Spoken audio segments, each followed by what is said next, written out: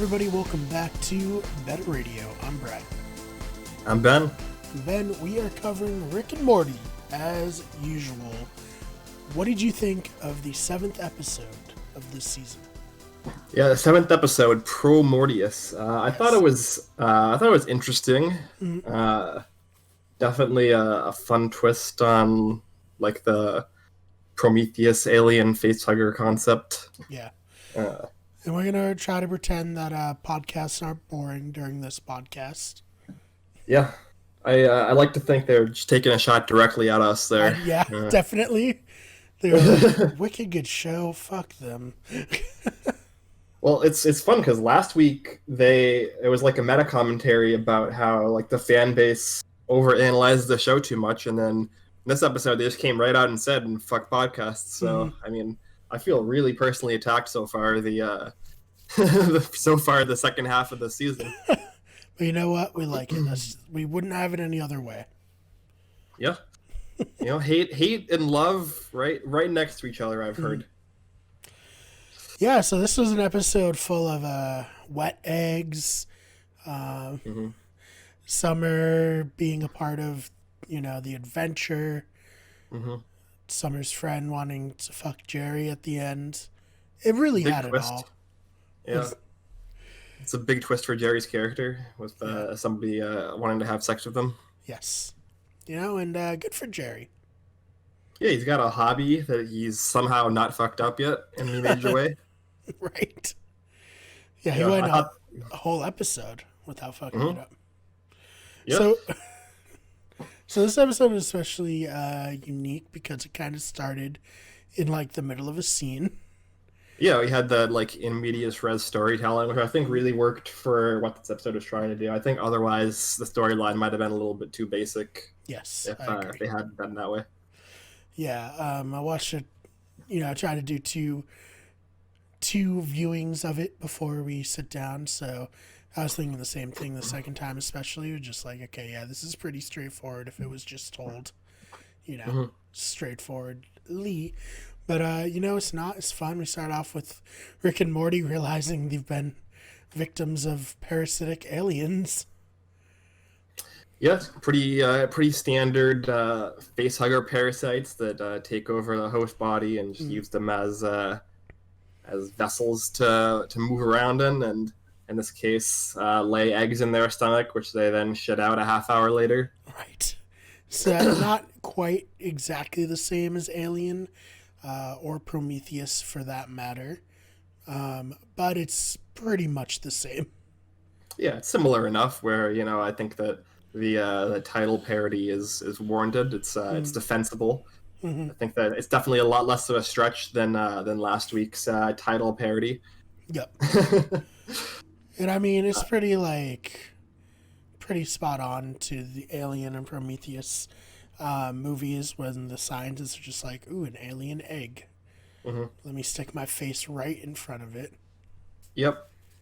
Curiosity infects you with alien eggs. That's the same.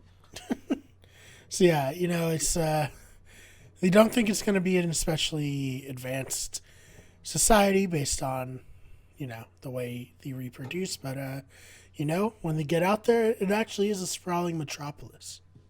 Yeah, they even have an M&M store. Yes, thank God. Yeah, I mean that's pretty much like the hallmark of any productive society is an M&M store. That's pretty much what I would look for in any kind of city or country to make sure that they've really advanced fully. So, they go to escape. They try to find their ship, and turns out Morty bit of a big deal.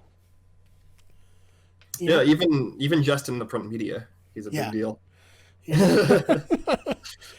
Rick is the Alex Jones of this world. Yeah, so the whole concept that's really set up is that this parasitic organism has stopped basically doing its standard life cycle of just immediately injecting its host with an egg and then dying really quick. And Rick's parasite's character is advocating for a return to the biological motivation of their species, the meaning of their species, basically. Mm. Wants to make He them wants you to great like and again, if you subscribe. will. Yeah. And so I Yeah, thought that was very fun. I also thought it was like, well, did I at least sell out? Selling my rich? Sell vitamins? That was great. yeah. Just like straight ripping on Alex Jones style online conspiracy theorist grifters. Right. Oh man, and we got to learn a little bit about the benefits of having a Pornhub account.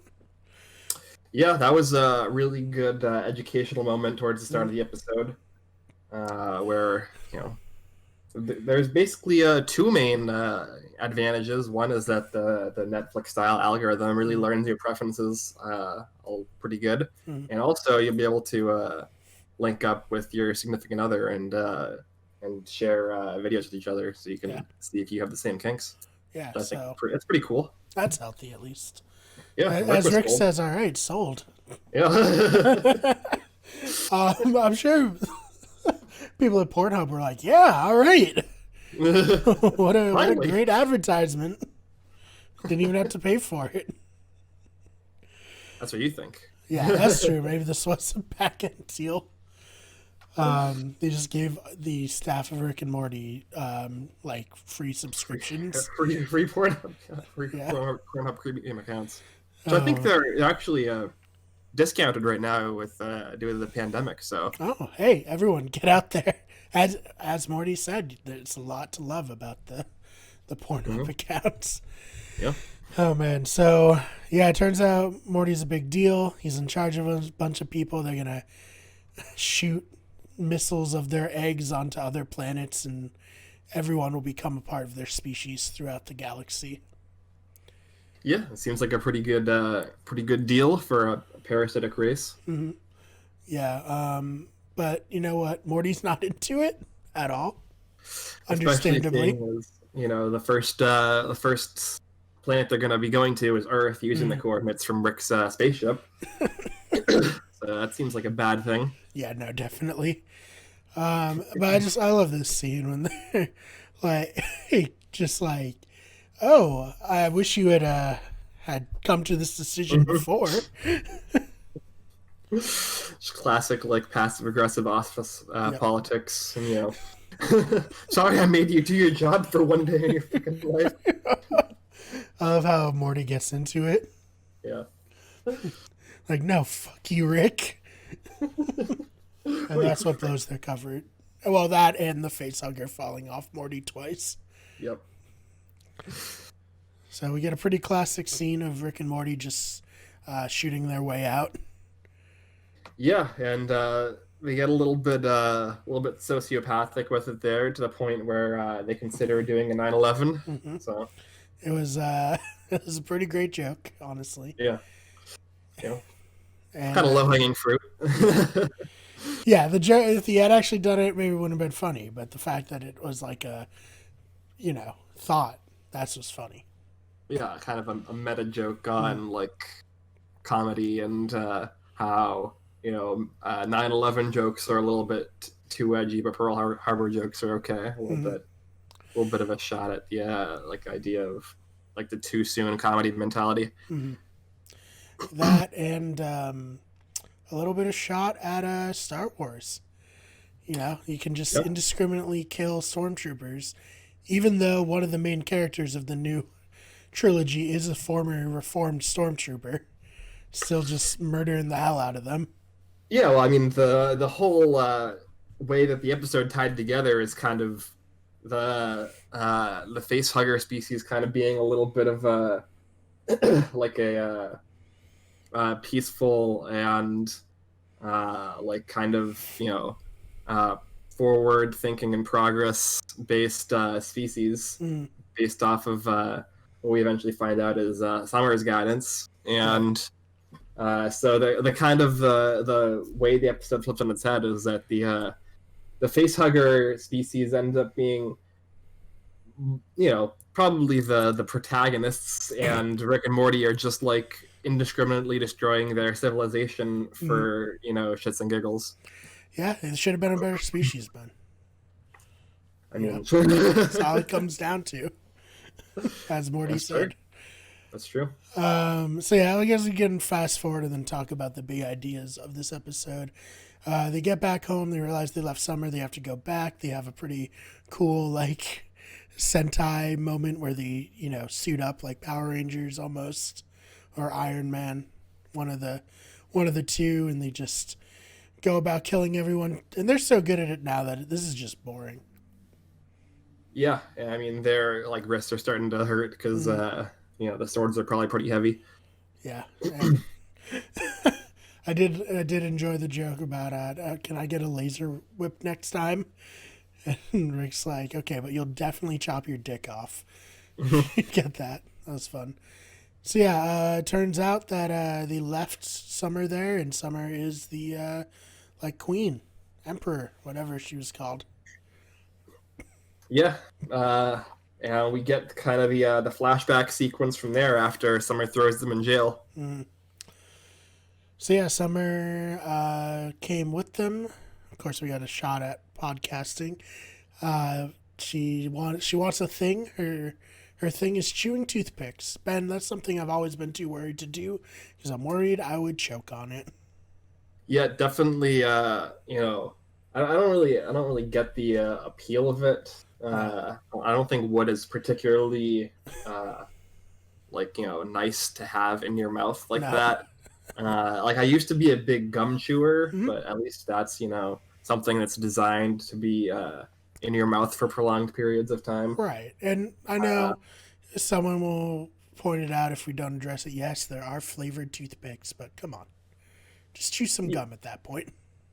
Yeah, I mean it's just it just seems meaningless, and as it's pointed out, it's just kind of Summer trying to have a character trait.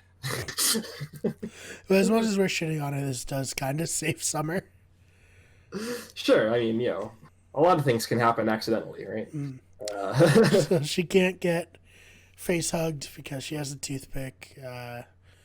They make her a god. Blah blah blah. And then Summer has a pretty interesting idea of what happened between the two face huggers that were, taking over Rick and Morty. I mean, the story definitely seemed to check out based off of where they ended up in that cave together. So yeah, so I don't see why else. She tells them that they were in love, and they made out. It was a pretty weird scene. Everyone in the office knew. Everyone in the office knew. That's true. They were gonna leave and start a family, and then that's where the episode started. And yeah, so Summer tries to sentence them to death by getting in their car. The alien species realize that Summer's just trying to leave, and then Morty plays a harmonica very poorly, and it causes all of them to give birth, and then Rick amplifies that with his spaceship, and they pretty much destroy the entire alien planet. Yeah, they finish their genocide off. Yeah, finish what they started. So yeah, all in all, pretty solid episode. Summer has a great ending line, just like hit me for the next one, chodes or something. It's a pretty great way to leave a conversation. Yeah, I'm probably going to use that the next time I'm allowed to be in a conversation with other people in real life. Right. So, yeah, I also liked the little one-off scene at the end where the other alien crashes in and gets taken over. I'm pretty sure voiced by Dan Harmon. Huh? I'm pretty sure that one was voiced by Dan Harmon. Oh, was it? Yeah. I think he sang the song. The song, yeah. He definitely did. But yeah, no, and the facehugger takes him over from the egg and looks around at all the death and destruction. Is like, I'm not cleaning this shit up, and just like kills himself and rehatches an egg. Yep. Till next time. Till the next poor soul to crash on the planet. until eventually one of them is industrious enough to to try and rebuild a society. Right. Oh man. So So, what were your couple of them. thoughts on this episode as a whole? Um, I thought it was fine. It was interesting. I thought the storytelling mode worked really well for what they were doing with it. Um, I really like that storytelling uh, style in general Mm-hmm. of like especially when there is like some kind of like grander mystery or story or like world building going on where Right. the character isn't doesn't know things. I think it's fun to have the audience along for the ride, Mm-hmm. like also discovering the world alongside the character. Um, yeah, I mean, what do you think Yeah, no, compared I to enjoyed it. the It's episode? definitely embraced. Rick and Morty's definitely embracing the like pure, unadulterated ridiculousness that the series provides the writers. Like we Yeah, had soul bonding, dragon orgies in the first half of the season. Now we got genocide and 9/11 jokes in this one. It's just they're going for it. They're doing whatever they want. I mean, they have so much runway to just like mess around as much as they want. So, yeah, it makes sense. Which I love because they got like, as many people know, they got renewed for a lot of episodes. So what are you gonna do? Cancel them now? Cartoon Network. This is like your most popular show. Yeah, pretty much single-handedly keeping the network going at this Mm, point. People don't really watch TV anymore right. on television, so But Rick and Morty is probably one of the most popular shows online in yeah, general, right? yeah, definitely has a lot of real high IQ people on the internet. Absolutely. Listen to podcasts, as it were. Hmm. But yeah, no, I thought it was really fun. I thought it had some good jokes. Um, I liked it got political at one point in a I mean, the self-aware whole thing way. was kind of pseudo political. Yeah, Uh, like obviously, like the Saudi Arabia line was that was hilarious. self-referentiatingly Yeah, political, but also right. the whole thing was kind of like a shot of at the idea of like you know these people coming in thinking they're the good guys and like Mm, wiping out a bunch of an entire civilization mm, that they don't realize is as advanced as it is. yeah, it was a lot. I am a little sad that we haven't gotten like any of Jerry at all in the second half, other than like 3 scenes. Or was he Yeah, no, even I in think last week's episode at all? um I don't think so. No, there wasn't really any like it was all just like Rick and Morty on the train with all the Mm, other like tertiary characters. yeah, and Summer and Beth had like a Yeah, yeah, scene, but it was just Morty voicing them. right. So yeah, I want more Jerry. Damn it! Yeah, we need another episode in the same vein as like the app development one from the first half of the Right, season. right. Yeah, I'm Oh sure we'll man, get one within the next like episode or two. yeah, yeah, no doubt, no doubt on that. But yeah, so far, I mean, Rick and Morty's season has been pretty good, I would say. Yeah, pretty solid. I think there's nothing has been like blowing me away to the point that like the Citadel episode from last season did Mm-hmm. yet, but there's still 3 episodes to go for Right. me to be completely blown out of my chair. Mm-hmm. Yeah, it's almost like comfort food now. Like Yeah, I know when I watch a Rick and Morty episode, I'm in for just a fun, offbeat adventure.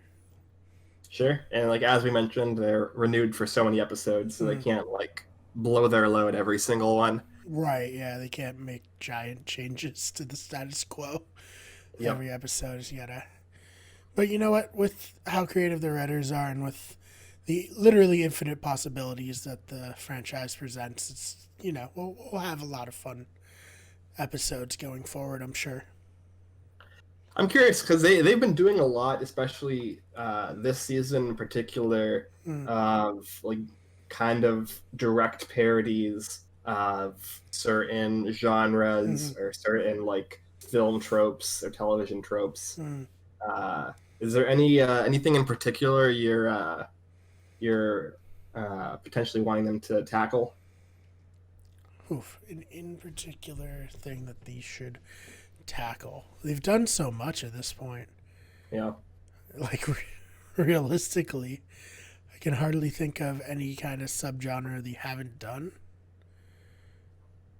I don't know. What about you? Have they tackled? Has there been like a horror, like a straight like horror style like kind of takedown parody? Well, they had the Freddy parody Oh yeah, a few seasons ago. Nightmare on Elm Street. Yeah, the Nightmare on Elm Street one. Yeah. So I don't know. I mean, they certainly could do more, or it's more of a serious tone. But I don't think they'll get too serious ever. Yeah, I mean that was kind of more like slasher style horror film as opposed to more of like a psychological thriller style horror takedown. Right, and I mean, we've watched Community. Check it out on Netflix if you haven't seen Community. By the way, it's on Netflix now. It's great. That's what that show is basically known for, and Dan Harmon has kept that tradition alive. Yeah, for sure. I think there's a lot to gain from just like a little bit of like comedic introspection on like television and film tropes and just like the creative process in general. Right. I mean, it's especially nice because they even do it to themselves, like last episode. Correct. Yeah, so, they're very, very self-deprecating as well. Right. So it's like, everyone's fair game. It's not with ill intent. It's just like you said, breaking down the tropes of television. Yeah. Very cool. Yeah. Cool. Cool. All right, man. Anything else? Have you been watching Community? Oh my god, dude! I've been binging it. I'm so happy it's on Netflix. I was watching it on Hulu, but now that it's on Netflix, all bets are off. Yeah. It's just how it is. Sorry, Hulu. It's just how it is. Anything else you'd like to add before we get on out of here? No, just Ben and Brian in the evening. Exactly. Thank you. Please go watch Community on Netflix so we can maybe get a movie one day. That'd be tight as hell. We will see you after the next episode of Rick and Morty. Ben, where can they find you online? You can find me at Ben Sharon on every social media platform, basically. All the ones that matter. So, yeah. And, stay tuned for some more Rick and Morty fun. We still got 3 more episodes to go. I'm very excited. Yes, let's go. You can follow me on Twitter at @theFakeBMar. That's BMARR. You can follow the channel on Twitter at WG Everything, on Instagram at Wicked Everything, on Twitch at twitch.tv/Wicked Everything, TikTok, search Wicked Everything, the main channel, youtube.com/Wicked Everything. This channel doesn't have a custom URL yet, but if you search Wicked Good Podcasts, or if you're on iTunes, leave us a rating. 5 stars would be nice, but we'll take what we can get. And we will see you in the next one.